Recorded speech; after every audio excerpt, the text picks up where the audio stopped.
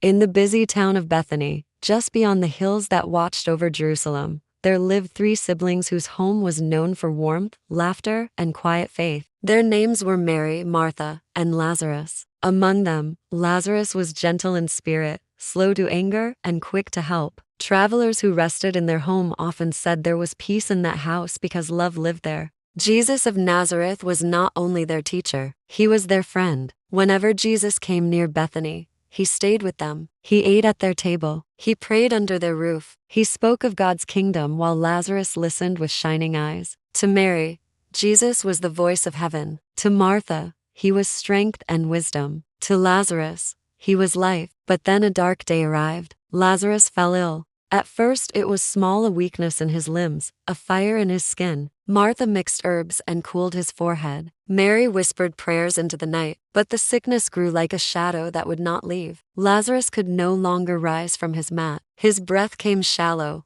like a candle about to go out. Fear filled the house. So the sisters sent a message to Jesus, saying only this: "Lord, the one you love is sick." They believed that was enough. Surely he would come quickly. Surely he would speak, and sickness would flee. But Jesus did not come. One day passed, then another, and Lazarus died. The house that once rang with laughter was now filled with mourning. Friends came, tearing their clothes, weeping aloud. Mary sat on the floor, her tears soaking the dust. Martha paced the doorway, her heart breaking with every breath. They washed Lazarus' body. They wrapped him in burial cloths. They carried him to a tomb carved in stone, and with shaking hands, they rolled a heavy stone across its mouth. 4 days went by, 4 long days of silence. Then, as the sun stood high and the mourners still gathered, someone cried out, "Jesus is coming." Martha ran to meet him. Her voice trembled as she said, "Lord, if you had been here, my brother would not have died."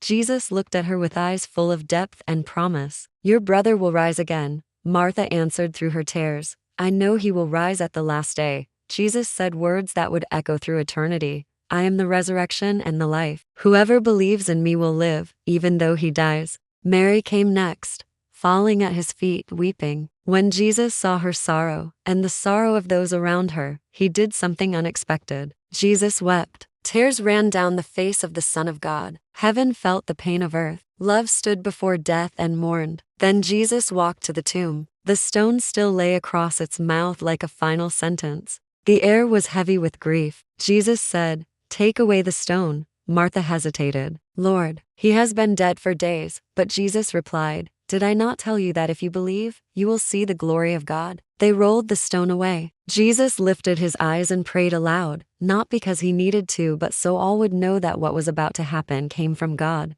Then he cried with a loud voice that shook the hearts of everyone present, "Lazarus, come out." For a moment, nothing happened. Then, movement, a sound from within the tomb. And out of the darkness stepped Lazarus, his hands and feet still bound in grave clothes, his face wrapped, his chest rising with breath. A man who was dead was now alive. Cries of shock turned into screams of joy. Some fell to their knees, others backed away in fear and wonder. Mary covered her mouth, sobbing. Martha rushed forward, her laughter breaking through her tears. Jesus said gently, "Unbind him, and let him go." They removed the cloths. They touched his warm skin. Lazarus blinked in the sunlight of a world he thought he had left forever. Death had lost. From that day, Bethany was never the same. Many believed, many glorified God, and wherever Lazarus walked, he was a living testimony that no tomb is stronger than the voice of Christ. Because when Jesus calls a name, even the grave must listen.